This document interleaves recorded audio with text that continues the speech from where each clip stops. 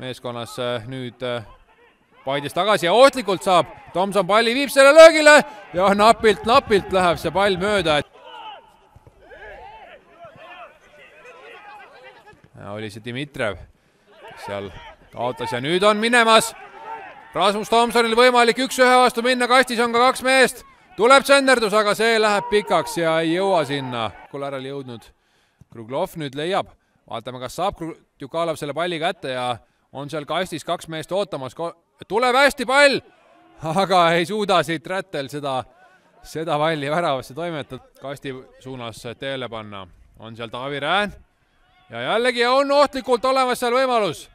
Ja nüüd oli Martin Kase jalg üsna kõrgel ja Kruglov taaskord võimalik see pall veidi kõrgem ja tuleb hea pall ja seis on 1-0. Infonet on läinud seda kohtumist 26. minutil 1-0 juhtima. Nurgalöögi järgses olukorras tuleb siin kordusest vaadata, kes viimase mehena seda palli puutus. Näeme uuesti, oli seal tõesti trobikond mehi. Ja tundub, et siin mängitakse.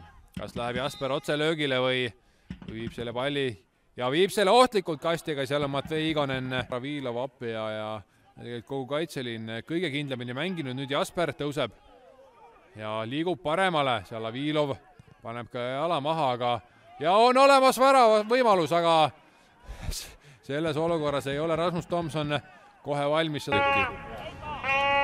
Nüüd Lillander palli taga ja taaskord meeste punt seal on ja pääseb ka löögile ja väga napilt praegu siin see Juhkami löök. Aga Gert Küti pikk pall ja Varendi suunab selle Jasperini, kes on 1-1 vastu minemas, aga viimasel hetkel appi ja selle olukorra klaarib. Otse väravale peale löök või mängib selle palliga hästi. Proovib peale lüüa ohtlikult, aga seal on Igonen, kes selle palli kindlalt püüab ja Haminu mees siis, kes on koguni jalgpalli MM-finaalturniiril 2006. aastal ja on siin olemas olukord, aga lööb praegu Haarin sellest olukorrast peaga posti. Ghana koondises mänginud 43 mängu, kui nüüd Tjukalovil võimalus, aga Gert Kütt praegu päästab järjekorras 4. nurgalööki. Tuleb see sinna taha posti, kus on Avilov. Nüüd tuuakse pall uuesti kasti, Haarin ja paneb siit sellise obaduse ja lükatakse mees ka pikalt. Vaatame, kuidas see olukord lahendatakse.